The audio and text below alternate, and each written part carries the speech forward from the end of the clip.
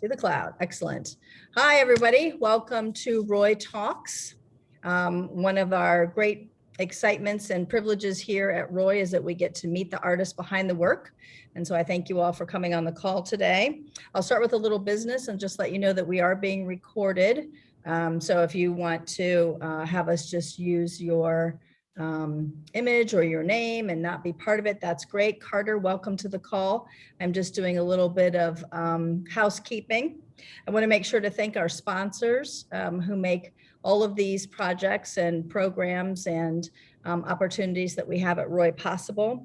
Ohio Arts Council, Greater Columbus Arts Council, the Columbus Foundation, CASTO, Crane Group, and COVA, Hayes Family Foundation, the Vada Beatler Memorial Fund, and the Catherine A. Monroe Fund.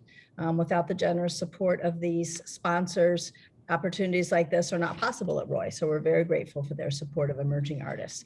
So our conversation today with Carter and Alicia and Janelle and Torey is just going to be that, a conversation. So if you have questions for the artists, please just put those in the chat and I'll monitor that and get to those.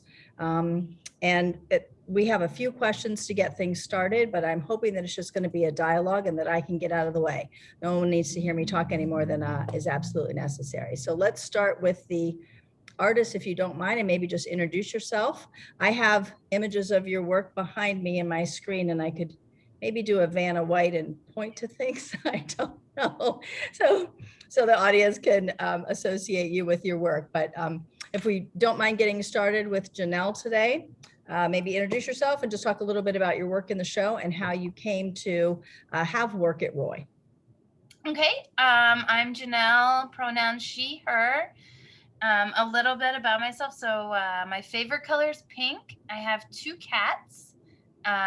My sort of art trajectory, I grew up doing ballet, classically trained ballet, and then I discovered modern dance, which was much more suited to my body and mind and all of that junk. I got my BFA in choreography and performance, and then I lived in Nashville and did the dance thing there for a while, sort of started to transition to conceptual performance-based work, less big giant movements and more laying out eggs in a space and smashing them. And then I got tired of Nashville, moved back to Ohio. I'm from Ohio originally. And then went to grad school at CCAD. It's the art school here.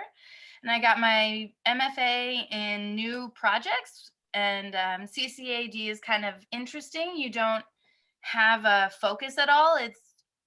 The focus is making. So it was all about experimentation and just making work every semester. And so I got to really explore different things, still sort of focusing on performative work, which is for me really interesting, taking live performance and then how does that sort of play into my picture taking, how does it play into all of this other work. So that's where I am now. And then getting into the show at Roy, so it was a juried process, and I'm a Columbus local, so I saw the call everywhere, and had it emailed to me and all of that stuff. And then I submitted a portfolio with I think like 10 images, I think it was, of just like my entire sort of like, here's a little bit of all of these things that I've made. And then I also had a written proposal of my early ideas about the blue wallpaper piece, which is behind Lynette. It's the blue piece. And then, I think it was a month later, we got the notification if you were accepted, unaccepted, declined, no, I never know what words to say for that. Not invited is what we say. Thank you. Oh, I like that. I'm going to add that. I have a spreadsheet of all my applications. Uninvited makes me feel better than the big declines that I write sometimes. And it was I think for me, it was a surprisingly quick turnaround, considering they had a lot of entries into it. And so after we got the notifications, then I was already making all this work. And so then I just sort of decided what would go well together for the show. And I was in a weekly crit group, Zoom wise, during the pandemic. And so that was really helpful, getting feedback on all of this other work that I was making that did not, in my brain, it all went together because I made it and it was all about me. But, to people not inside of my brain, it was like, maybe not that. I think I answered everything now. Very good. Thank you. Yes. I should say that, Roy is a juried space. So artists apply to have their work here, and we convene a jury to review them. The jury is made up of 5 different individuals, and they come from a variety of backgrounds, including practicing artists and academia, an artist that has a connection to our community here in Franklinton, a Roy alum. So we want to make sure that we have a lot of voices at the table, diverse voices at the table, selecting diverse artists. So that's one of the goals here at Roy. So thank you very much, Janelle, for sharing that. Torey, if you wouldn't mind going next. Yeah, sure. My name's Torey. I use she, her pronouns, and I'm an artist and writer based in Brooklyn. My practice primarily right now consists of thinking about I guess on the most basic level, it's sort of about yearning and missing people. I write about art for a living, and one of the things that came from that is that my interest in my makerly practice for creating really thinky, high concept kind of up my own ass pieces has waned considerably. And now I'm really interested in sentiment and in affect and in kind of the intangible pull that actually happens in when you're beholding objects. And I've leaned into it considerably, especially during COVID, which is sort of the height of missing people. I write a lot actually about NFTs and the relationship sort of with the market and the tangible object. And so I've been thinking a lot about how objects, especially objects that are coded as personal, perhaps in terms of size or in terms of like a bejeweled patina, what that really does emotionally in situ. So that's what I've been thinking about, and those are the pieces that I have at Roy. The last thing I'll probably say would be that they're morphing from, but originally developed as Lover's Eyes, and Lover's Eyes were the Victorian jewelry craze, where if you were like cheating on your husband, you would get your beloved's eyeball painted on a small piece of ivory and then wear it as a brooch or wear it as a hat pin. And halfway through the Victorian era, they morphed into mourning pieces for folks who had died, which is the strangest and most quintessentially Victorian move. So those are sort of what I've been thinking about with my pieces. And I think that's about it.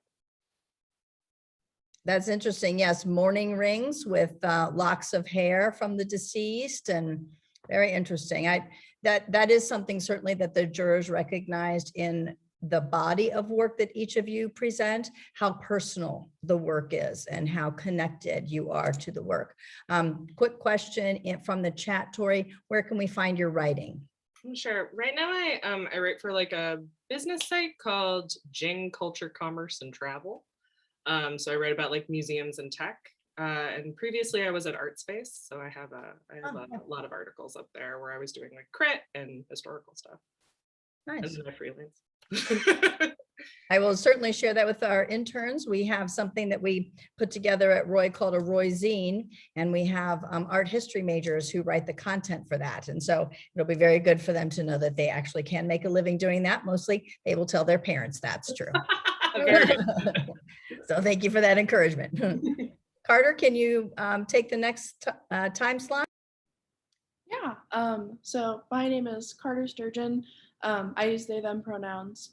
And my work is focusing on the trans body and my experience being transgender, and sort of the work that I have in the show is from a couple years ago. So when I was making this work, I was really exploring like gender roles and, sort of the things I was experiencing in terms of like gender roles that were being like pushed upon me just because of like, my like physical and inherent appearance. So I was really thinking a lot about like just the way that like I, felt as a motherly figure to people, or, the way that like it was very apparent to me that like people saw me as a woman, and I wanted to think about those things and figure out how I could like subvert them and make them uncomfortable for people to think about. And like a lot of my work is thinking about, the uncomfortableness of like sort of confrontation, and just thinking about things like that. And I was also using this work sort of as a way to like create space for myself. I would think I might have been in my maybe my sophomore year of my BFA when I was making this. So, it's been a couple of years since I've moved on from that. So it's interesting to look back and just, think about my process and think about, all of the things I was feeling. I definitely was using a lot of this as like maybe a diary or like a journal entry, which is really interesting to think about now, 2 years later, looking back on it. And it's just, extremely personal, and very, it's about me, which is always kind of weird to think about and see, but yeah. Great, thank you. That is a challenge, I think, that artists and certainly galleries face when we are working so far out, where you are in your career and in your trajectory of what it is that you are doing now versus what you were doing when you applied to exhibit here at Roy. And so that is a challenge that we have, where, your artwork is evolving. Of course it is, but the work that was invited to be here is maybe very different from what you're practicing right now. So we'll get into that a little bit, I think, too. Alicia, can you wrap up? Sure. My name is Alicia Link. My pronouns are she, her, and hers. I'm an artist, educator, sometimes writer based in Philadelphia. So East Coast. Torey and I are East Coasters. Oh. So the work in the show, in my statement, I write kind of a quick synopsis where I am conflating this statue of a mermaid that is found in Warsaw's Old Town with the matriarchs of my family. But to kind of piggyback off of some of the themes that have been mentioned, it deals a lot with grief, loss, connection, invention. The pieces that are in the show, there's 4. There's this kind of recreation of the monument with a staircase, like a back-to-back staircase, and a tail. And the tail is pretty mangled, bruised, not the most beautiful looking thing. And then right in front of that tail is a video piece of me wearing the tail. I performed wearing this piece in various locations during a residency at Tiger Strikes Asteroid in Philadelphia. I created this large coal mine installation, which is referencing my grandmother's history. My grandmother is still living. She's 91 years old and lives in Warsaw alone, has survived 2 wars. Her mother was captured by Nazis. She is tough and has a wealth of stories, but I don't speak Polish fluently and she doesn't speak English. So a lot of this work is like, I'm trying to collaborate with her. She's emailing me and telling me things, but the translations are sometimes really wild. So it leaves space for me to make things up. And then my mom was born in Poland and immigrated to the US in her 20s, and she actually passed away. And she was the main kind of link between the US and Poland for me. So a lot of the way I'm working now is started in 2017 with my mom's death, and kind of hoping to understand her history and her legacy, and also understand like where I come from and where I fit in. So there's that mermaid piece, which is based off of this monument in Warsaw's Old Town, like I said, which I was thinking about this last night, actually, like why this monument was so exciting to me. And I think that's because most of us are really familiar with monuments that are like inherently colonialist, sexist, racist. And here I am standing in front of this monument that's like a mermaid, right? And it's just so, it's holding a shield, it has a spear, it's like pretty badass. And I was told that it survived kind of the destruction of the Nazis of that particular part of Poland. So to me, I was like, oh, just like the women in my family are survivors. And it just kind of triggered this narrative. So that's how that started. And then I have these two smaller video pieces that are remnants from this coal mine installation that I made during my residency at Tiger Strikes Asteroid. That you can see in the video. It was like an immersive installation that I could walk into. It was entirely made of cardboard. It was so much work to be taken down in a short amount of time. But I think about a lot of these pieces as like props for performance, things that might appear again later. It's like pretty fluid. Maybe they're taken apart. The mermaid tail is not for sale because I don't feel done with it. I feel like the mermaid could appear somewhere else. It's really fun to wear the tail, and in a public space, especially because it really frightens people. I'm still trying to figure out why I find pleasure in that, but I do. And kind of entering these spaces, and people are really unfamiliar with this kind of thing or creature. Yeah, I'll stop there so we can talk about some other things. That's good. Well, as you were saying that, I was just sort of thinking a little bit about how we put the show together, and the fact that the work is so personal to each of you and part of your journey, of course. But maybe can you talk a little bit about your work alongside each other's work, and where you see your narrative beginning and then continuing on with the next artist's work? Maybe there's some similarities there. And I'm interested in knowing what you think about negotiating that space and finding space for your work and your narrative alongside other artists.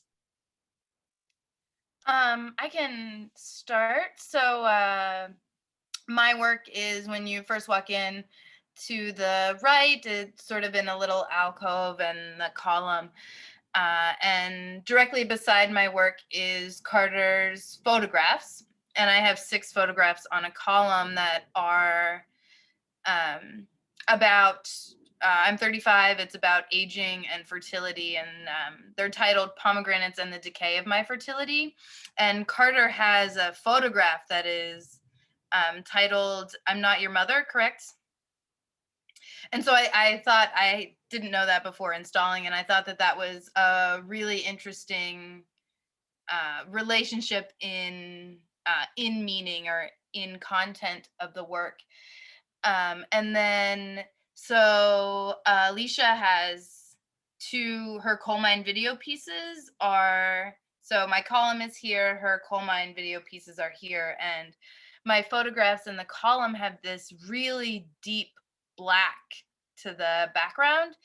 And then her coal mine pieces are, I guess, if you take a quick glance, they're very dark and black. However, there are these beautiful highlights that come up from it. And I think, from just visually, those are really complementary to each other. As well as when we were installing, we were sort of playing around with what belongs where. And she and I had this conversation about the coal mining pieces either being there or being someplace else. But you know, is a collaborative effort installing a group show.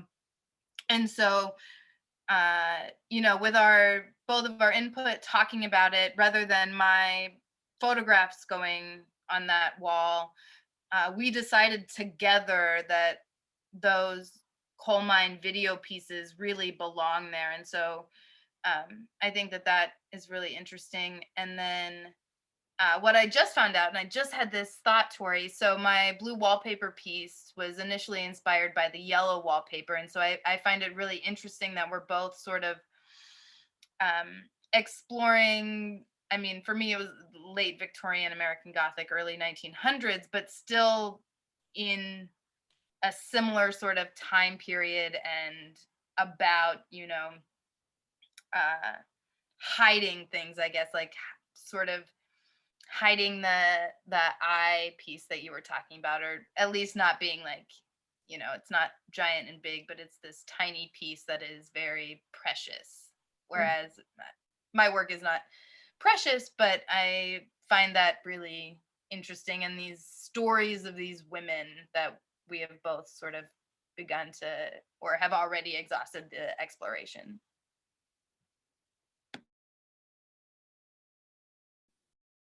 Yeah, I mean, I think that there's also like, since I think all of us have obviously like a performative streak running through our work in terms of really engaging with the history of performance art and how that functions in space, and how to either kind of interpolate it into the current way that we understand spectacle, or hijack it. And I think personally, as a like what I've always found interesting about my work is that I sometimes see it organized with performance, even though it's like doesn't necessarily, I'm not, you know, saying anything, doing anything with my body. But I think that happens because there is something about using the affect of adornment, and using the, I guess, like what you would call almost the aftermath of adornment and intimacy that necessitates relationship with the body and really invokes a viewer one-to-one relationship. And I think just in terms of like some of the themes that we've been talking about, I can definitely see direct lines with what Alicia was talking about, especially because, you know, the piece on the pedestal in the show is of my mom. So there's some mom pieces happening there, and talking about personal history, and also making totems to personal history that you both have control of and are at least like releasing control of simultaneously in space. And I think also with what Carter was talking about, with the way that we navigate body and identity actively and often without a thesis. And I think that could be really, really interesting and generative to watch in real time. So those are some things that come up to me in terms of themes. Yeah, I was sort of going off of what Torey was saying.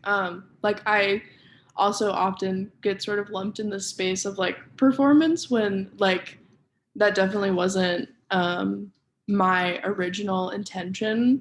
But like, you know, when you sort of look at my work, it obviously is like about, you know, this performance and like the performance of gender and gender roles. And I think it's really interesting sort of the way all of our work plays into that idea of like, you know, these like roles that like, you know, like women or like people just like traditionally belong to, and like, you know, the way that like, I guess like me and Janelle especially, like, which is something I wasn't aware of to begin with, like the way that our pieces are having conversations about, you know, like gender roles and motherhood and, you know, things like that. And just, you know, the way that like, you know, it's a good happy accident, I guess.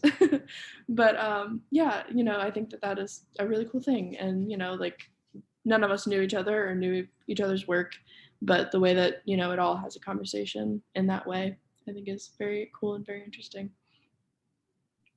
Yeah, I really like it from the perspective of the viewer as well, because they're moving through the space, seeing the different works that you're putting together, but understanding the narrative and, you know, where you diverge, but where you come back together, your work does, and it speaks to each other, which is really very interesting.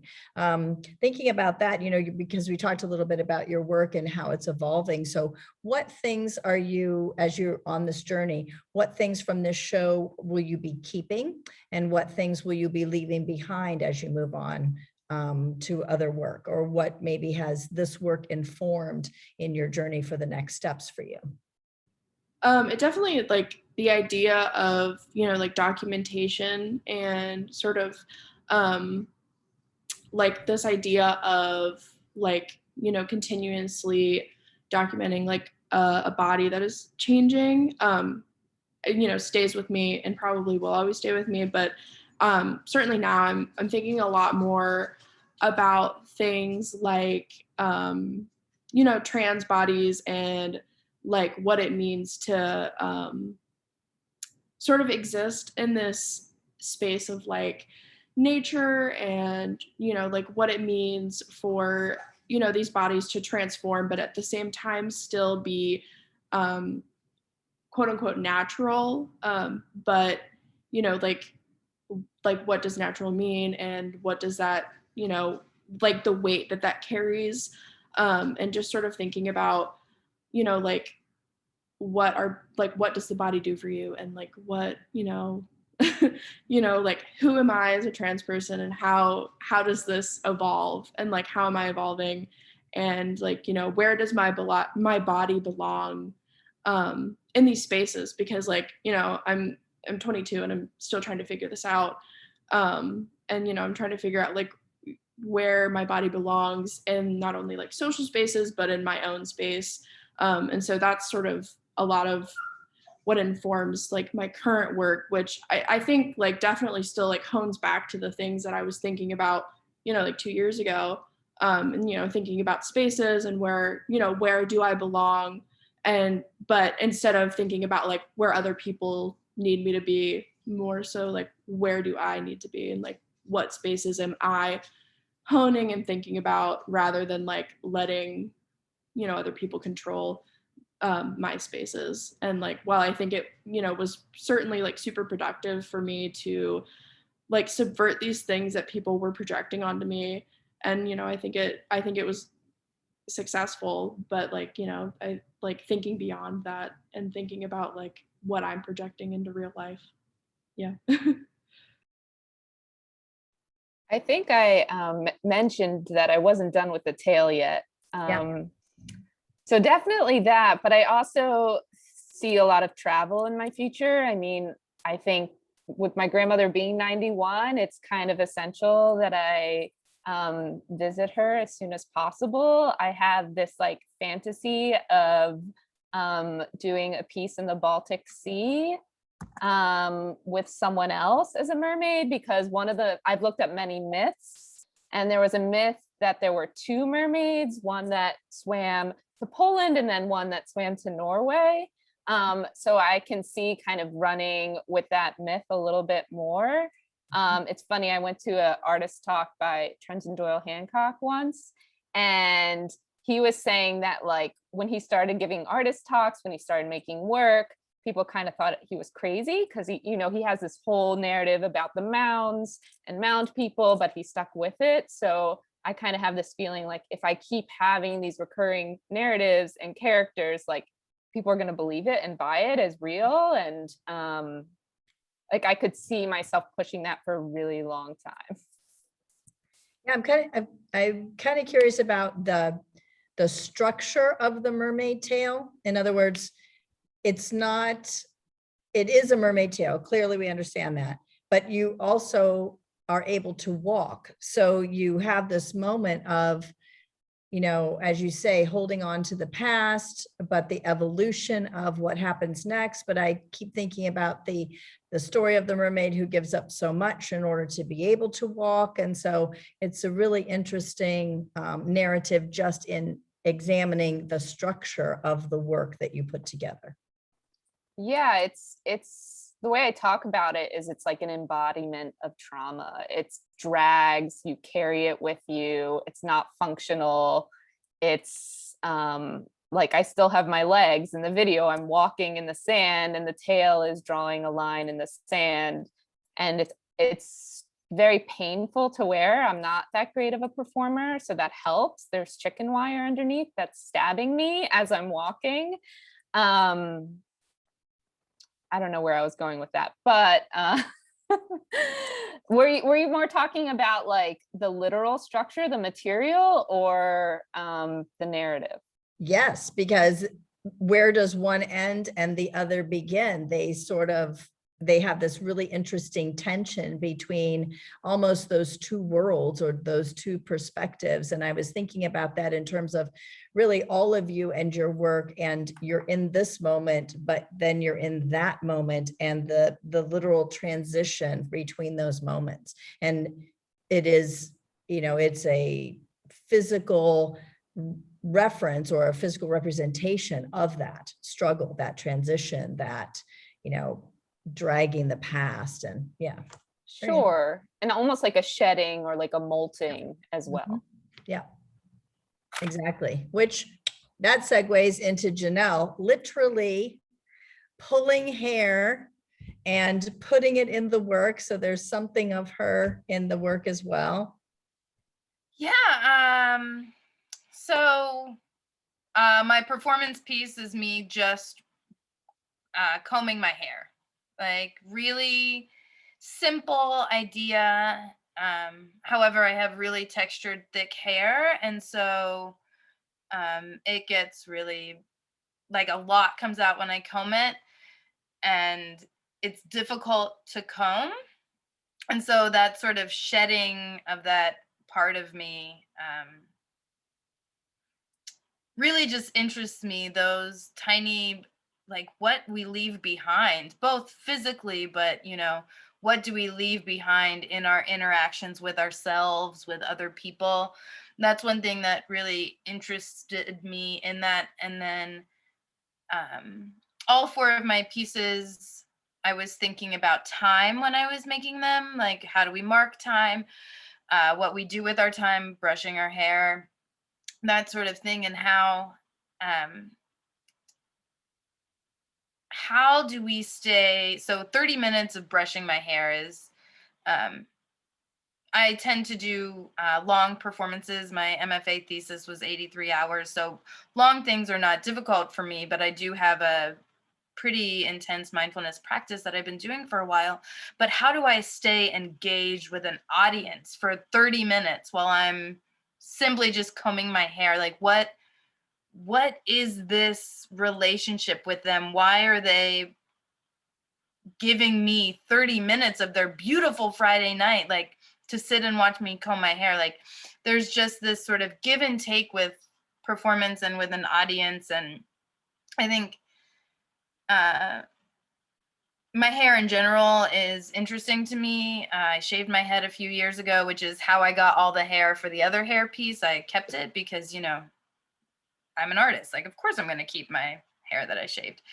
And so it's just sort of interesting to me as a medium. But what is most interesting to me is sharing the same space with people. And, how do we interact, I guess, when we're not speaking? How do we stay engaged? And I made this whole body of work during the lockdown. Like I was just by myself a lot.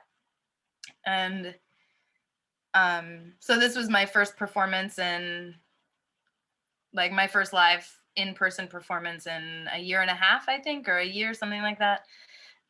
So it was very sacred to me, and being able to literally give a piece, or give a literal piece of myself to the audience in a form that they can, look at, I think meant a lot to me.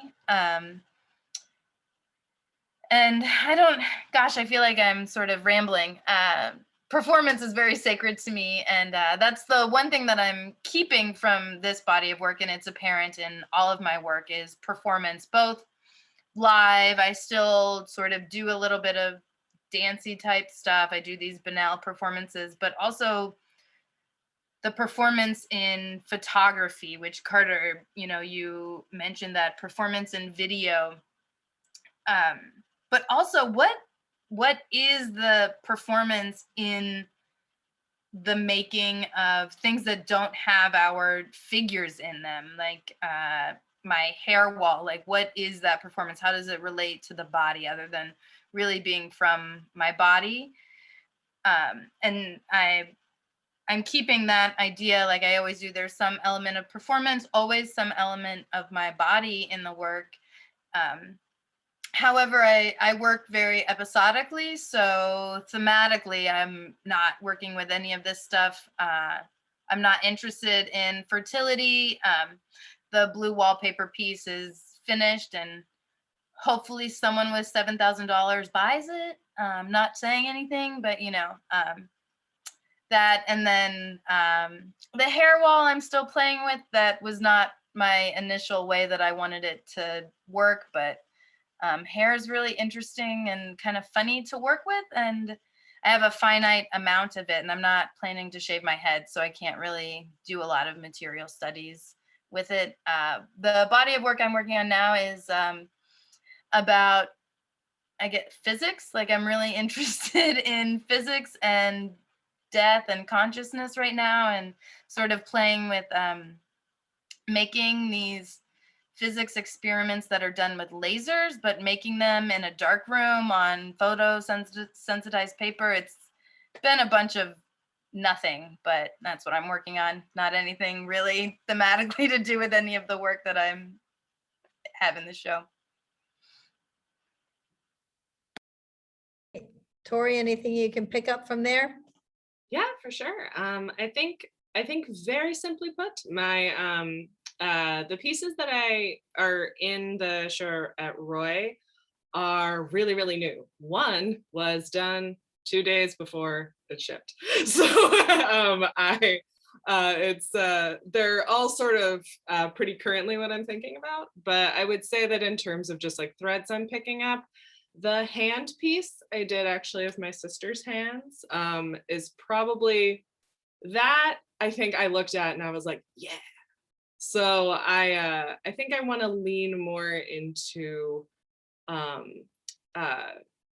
trying to figure out how to expand these pieces and make them bigger without losing the personal aspect. I think that sometimes I have a tendency to equate intimacy with scale, which is not always, as is shown in your guys' work, like that is not always true. You can make big scale stuff, mid-scale stuff, and immersive stuff that feels just as close and hushed and intimate as something that you can either hold in your hands or see in sort of these proportions. So that's probably my next direction. I'm currently working on a piece that's based on anatomical Venuses. I don't know if you guys know what those super horrible things are, but they were 18th century models for medical students that would teach you where all of the organs were. But of course, because it was 18th century Germany, they were like, Wilhelm, let's make them sexy. So they're like sexy naked ladies that are vivisected, that you can take out all of these essentially like bejeweled organs. And I was like, sign me up, So I'm currently making a painting based off of that. So clearly there's a theme, but that's the current direction. That's really interesting. I'm always fascinated by, the next leap for artists and where they go, and how, if you're in a group of people who are giving you feedback, or if you're working on your own, or if you're, your mind is thinking, oh, I got to go down this track, and how materiality and time and space influences the work that you're creating. Those are always very interesting conversations. So we talked a little bit about that, sort of, but I'm kind of curious about art as a function for you, and what questions art answers for you. And so why art, I guess? Why the why? I can't do anything else. Like Pardon? I don't want to do anything else. I've sort of thought about this topic a lot, like why art? And there's no real answer for me. Like this is awful, but in first grade, for like, what do you want to be when you grow up? I said starving artist. Like, I mean, I romanticize this life, but you know, I've always just like, well, that's what I'm gonna do. I'm gonna make stuff. And I think functionally I have gone from making really dramatic, melodramatic, cathartic work to, you know, a little bit quieter stuff. And so it's I try really hard to not make my work therapy for me, because then what I've noticed in my own work is it becomes less interesting to other people when my work is so specific to my emotional experience. However, like as a function to pass time, for one, like that it's an amazing idea, and I try to not judge myself, so I make a lot of stuff that is just, you know, kind of crappy most of the time, but as a function to pass the time making art, and because I'm an artist, I call it art rather than artsy crafty stuff, but you know, I don't know, it's a way to pass the time, and I can't nor do I want to do anything else. Yeah, that's often a theme with creatives, that you just feel it's building up and you've just got to get it out and share it and create it. So yeah, Carter, you're nodding. Well, I have like a much different experience than Janelle. Like just like I never planned on becoming an artist. It was never like something I mean, I was just like never super good, or I never thought I was very good at art, or like I didn't think I could make art. And then I went to art school and it was just a really interesting experience, and it was really eye-opening, and like also sort of like an interesting parallel to Janelle. It is extremely therapeutic for me, and I often put like an intense amount of, you know, like emotion and emotional labor into the work that I make. And like I do to a degree like agree that like it does make it so kind of like niche and personal, and like a lot of times that doesn't end up working out for a lot of people. And I, to this day, I'm not super sure like why it worked out for me, or like how it came to be that like it was something that clicked and, you know, worked in the way that I did it, but like it did. And like yeah, I often think about like why I started doing this, because I still am asking myself like, I don't know, I'm still kind of wondering like how it worked out, or like how I started doing this. And like it just kind of was like a really good happy accident. I think there's not a lot of space in our world, especially in the US, sometimes for like nuance and critique, and art really like fills that for me. And I also think, like, you sent us some questions earlier, and I think I've been thinking about that question of legacy. Kind of all of us as artists are leaving something behind, and we hope to leave something behind. And for me, that's, you know, stories of my existence, of my mother's existence, of my grandmother's existence, of my body. So that's what art really is. I mean, I from a young age, I loved making things, and that encouraged me to keep going, but it became so much bigger once I had a relationship with the world.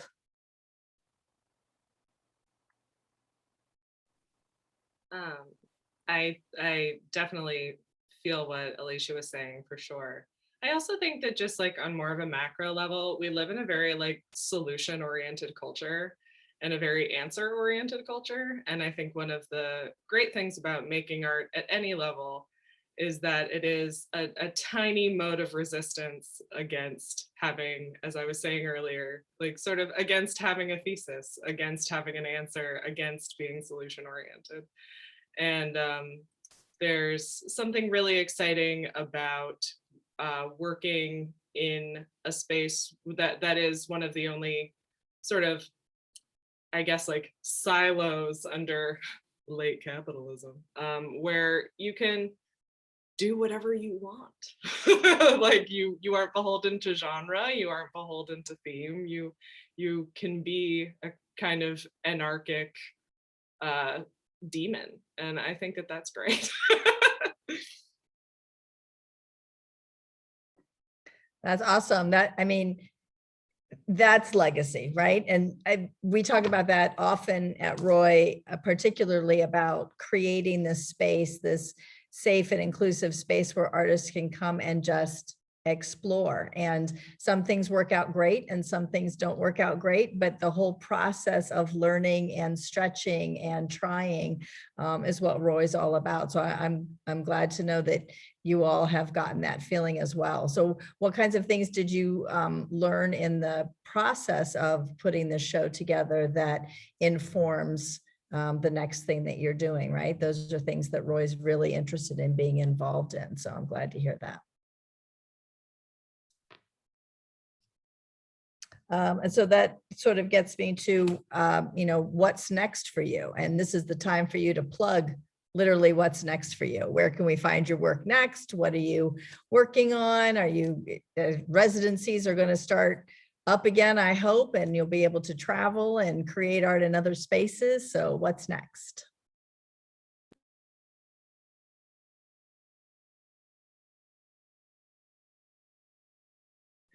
Alicia. I don't have like a show coming up or anything. I guess what's next for me is driving to Ohio and and picking up everything. I've been working on writing a lot more than I have in the past. I just finished a writing group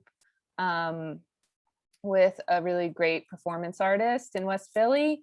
So I hope to continue some of that work over the summer and kind of see how everything can be a little more fluid in terms of like writing and making, and continue to email my Bapsha,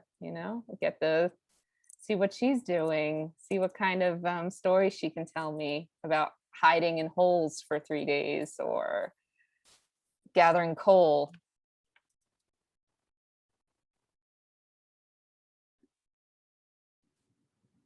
Yeah, somewhat similarly to Alicia, I don't have like anything like, no shows or anything, super exciting going on.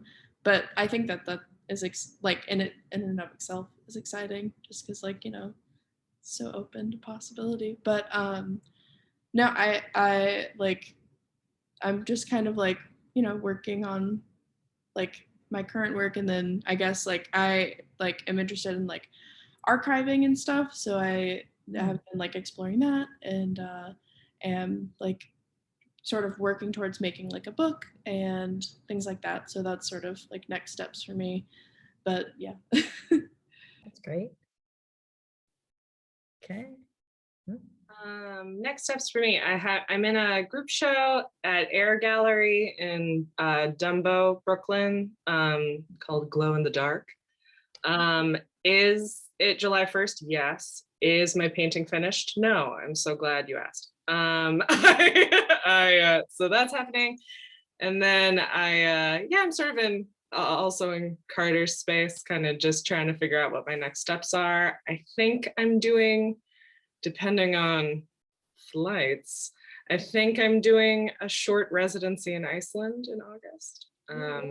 So mostly to get out of Dodge. Work. Fingers crossed. So we'll see how that works out. Yeah. Yeah. August in the city. Yeah. Iceland, maybe. Straight up, no, thank you. Straight up so hot. Yeah, exactly. I think for me, sort of same boat as Alicia and Carter, definitely nothing on the books. I'm working on some submissions because I don't have any place to photograph the blue wallpaper. I can finally photograph it and submit that, so that's exciting. But I'm really excited about making, just like working in this, learning about physics. I've never taken a physics class. And so just learning about these weird things and trying to figure out how to make art from these ideas. I guess my summer plans are reading this stack of books. My work is informed a lot. I read a lot. And so I guess just doing that and teaching myself how to crochet small gauge copper wire. That's like what I'm doing. Okay, excellent. Well, we'll look forward to some chain mail from you, or what do you, yes. So my What's goal the- is to make this floor sculpture out of a granny stitch. So this new work is dealing with physics and grief. And so my grandma crocheted. She passed away 15 years ago, but we were really, really close. And I never learned that skill from her. And I'm kind of, it's really difficult for me. And so I'm kind of like kicking myself that I didn't have this person to teach me. But so I'm learning how to crochet an Afghan basically. And then I'm going to create this wave-like sculpture. I did EMDR therapy for a long time. And one of my sort of anchors was this very abstract shape that kind of always brought me back to able to function in the world. And so I'm taking images from that shape in my EMDR therapy. One of my traumatic experiences was my grandma's death and leading up to that. And so just taking this idea and figuring out how it relates to physics, I guess, for the rest of the body of work. But yeah, it probably won't work out at all and it'd be just a big mess and I'll end up with cuts on my hand. But the exercise of it and the process of it is going to be very important to you. I love that. I love that art has that power, that transformative power, but also that ability to, you know, give us closure or give us hope or give us connectivity. So art functions in a lot of different ways. And I love that you're able to find that space in order to create something that closes that for you. That's wonderful. That's a good place to end, I think. We are at our time for tonight's conversation. I want to leave space for anybody to ask any questions of our artists or any of our artists to ask each other questions or to say or share something that I didn't cover. So there's some time for that.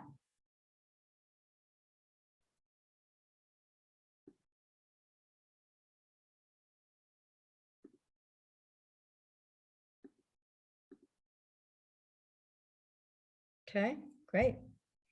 Nothing? Anybody have anything that I didn't get to?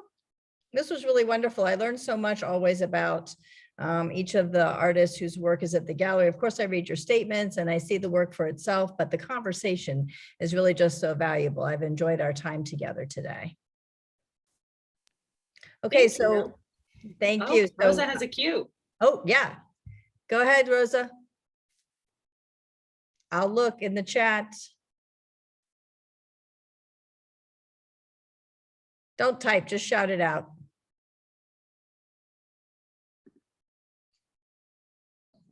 Okay. Can you hear me okay? Sorry, I'm outside, so I'm worried I'm a bit loud. I was just wondering what the role of sort of disgust is in people's work, because there's a sort of lot of sort of physical detritus, like the hair and this like tail that is coming off the body in Alicia's work that I was interested in. And I just wanted to know if any of the artists sort of responded to that idea. Because we have this idea of transformation, but also the idea of that what's left behind. Yeah. Great question. Anybody can start. Well, I'll start. I think I was thinking a lot about trauma in my work. The tail actually has these parts of it that are photo transfers of orchids, but they look very wound-like or bruise-like, and it is really disgusting. But I feel like there's like this cultural norm that we are disgusted by talking about these things like grief, things like trauma, things like abuse. So I'm just kind of like really lingering in that space that is a little bit off-putting, but it's large and it's right in front of you. And in a way, I'm kind of like forcing a viewer to reconcile with that, or at least look at it for a moment.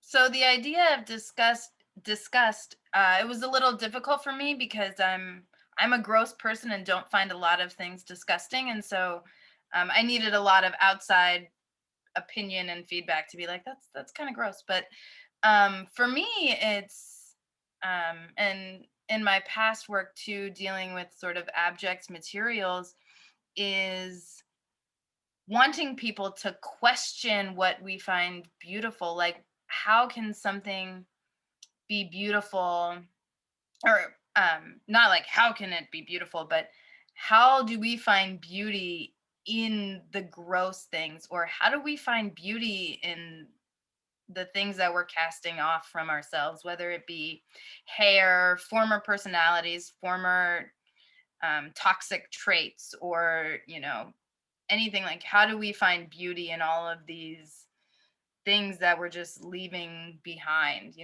How do we find beauty in the everyday stuff?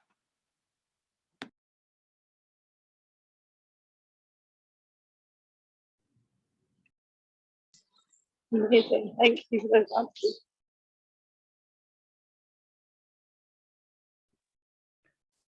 Torey or Carter, do you want to weigh in on that? I guess like I don't know if I ever thought about my work as like portraying like disgust, which is really interesting. I guess like the way that I sort of approached that was like just this idea that that like I guess my goal was to make people feel uncomfortable, sort of similar to Alicia, in this idea of like trying to confront maybe these things that we internalize, when we're viewing people, and especially when we're viewing like trans bodies. And especially since like I'm being extremely vulnerable in this space, I think it was really important for me to make images that weren't just like pretty and digestible, because I really needed people to think about, how I was feeling, and, these things that were really important and monumental to me. So I guess in a way, like I needed to make them hard to look at, or, sort of like uncomfortable, and in a way, just like, yeah, kind of very confrontational, I guess. Yeah. Yeah, I was just gonna say, I guess in terms of disgust, I think like my work is definitely like that old kind of Kristeva moment of you get up on it and you're like, oh, this is pierced sinew. How are we? Are we good? No.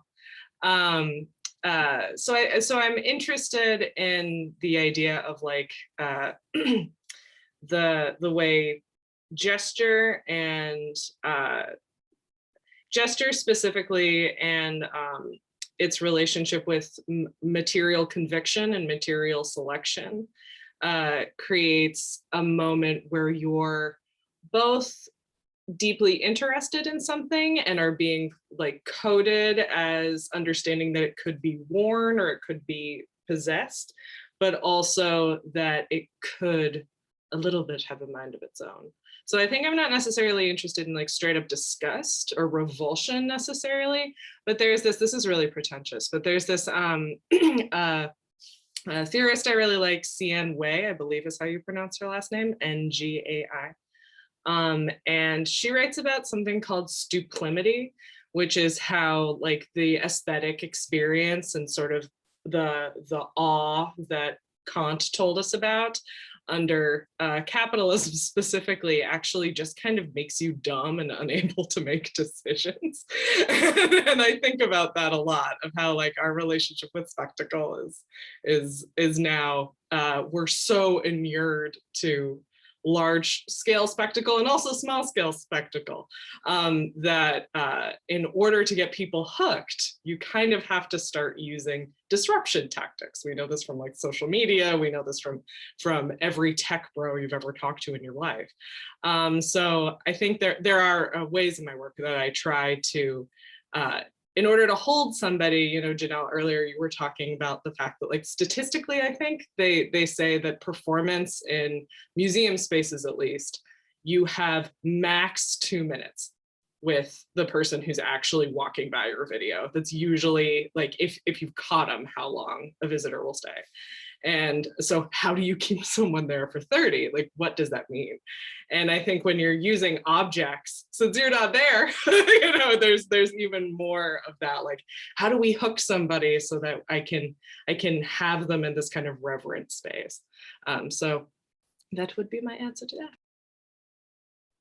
That's good. Yeah, I'm struck by all of you and your work and how so thoughtfully it's put together, even when there are moments where we are confronted with something. It was very intentional, right? To Carter's point earlier. And also I'm thinking of, Alicia, there's a particular moment in the film where you are pouring water on the tail and just caressing it and caring for it, even though it looks the way that it does, still it is precious and we want to take care of it. So I'm struck by that in all of you and the work that you're doing. There was a question in the chat about humor in your work. Is there humor in your work? We can find humor there, I think. I think there is. I mean, there was a point in grad school where I would like assert that my work was humorous, and sometimes I do, but sometimes I just kind of wait to see if a viewer finds it funny. It's like, instead of introducing myself as a comedian, I'm like, I'm a storyteller, and you can decide what the tone is.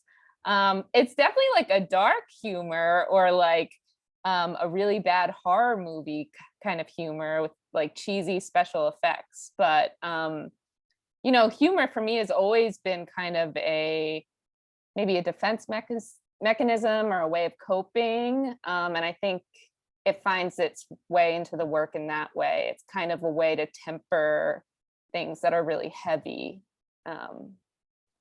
or uncomfortable. It can be a way or a device of drawing the viewer in. Yeah, sort of piggybacking off of Alicia, definitely humor plays like a decent part in my work. And again, like, it's not, you know, the main, like the meat and potatoes of my work, but it's definitely a tactic I use to draw people in and to get them to look at things and like, you know, understand what I'm saying. And like, you know, often these looks that like I use like facial expressions and like this sort of like really intense staring as a way to make people uncomfortable, but also like it is kind of like funny, and it's almost like, you know, like just like I think I like to introduce like this nervousness, but in a way that's like not unapproachable. And humor is definitely like a voyeur for that, like whether it be like super intentional or not. But yeah, I use it for sure.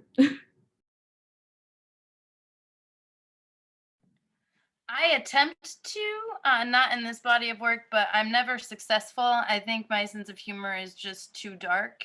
I did this performance piece a few years ago that sort of talks about like sexual trauma that I experienced as a child. And then I sang Madonna's Like a Virgin, which I thought was hilarious, not funny. So yeah, I would love to, but I just can't make it work. I think that's pretty funny now. I was just gonna say in Janelle's vote, one piece of, you know, we've talked a little bit about like being in grad school, or for Carter being a BFA, and like the feedback you get over and over, and at some point you're like, is this my problem now? Do I have to deal with this? And one of them is I always got feedback of like, you make incredibly earnest work and you're a very funny person. Like, where's the humor? And I think I try to, one thing moving forward is that I have practices, like sub practices that I think are pretty funny, but the main work I become very just like, you know, like romantic, lying across a bed, being like my practice. So in future, I definitely want to incorporate humor more. Yeah, I definitely was like, humor kind of was accidentally like my cross to bear. Like I wasn't trying to make it funny at all. And then like I just kept getting people over and over and being like, this is like not like hilarious because it's not like that funny, but like, you know, it's just like there's elements of it that are like funny. And like I was like, I'm not trying to make it like that, but obviously it's like really working. So like, you know, it was just kind of like, okay, well, I guess we're gonna lean into this, but it was not my intention at all. I think the word might be, I mean, I'm just speaking for myself, is like absurd. It's like not really just as light as funny. It like goes a step beyond where it's just absurd. Mm-hmm. John Waters. That's Yeah. my favorite and thing I aspire to be. That's excellent. Well, I so appreciate our conversation today. And I just want to say how great it was to work with all of you, and also how important the work is that you're doing, because, you know, we have been through a hell of a this past year. And I say this frequently to my board and in these conversations, but it's very rewarding for me when people come into the gallery and they just take a breath, because they are in a space that is safe for them, that they can explore different themes, learn about different perspectives. And so I don't know how you continue to find the energy to create, but we are so grateful that you do, because we absolutely need it. And as we're reconnecting in this year of 2021, after being so isolated in 2020, I think creatives and the work that you produce are just going to be integral to our reconnecting with each other. So thank you very much for continuing to create. The work is on view at Roy until June 5, when Alicia will back her car up to the front door and take her pieces away. So please stop by the gallery if you're able to do so. We're open Wednesday through Sunday, 12 to 6. Of course, information about the exhibition is on our website. And as I said earlier, this conversation has been recorded and we'll put that on our YouTube channel. So I'll watch it again and again, and I'm sure you all will as well. So I just want to close with my gratitude. Thank you all so much for participating and being open and sharing with us during this time. Thank you, Lynette. Thank you. Thank you all for your time. Yes, thank you. Thank you. It's a beautiful night and you spent an hour and some change with us. So much gratitude to y'all. Yeah, thank you so much. Thank you. It takes a village for sure. All right, get back to it. You got things to write and things to create. Thank you all. Good night.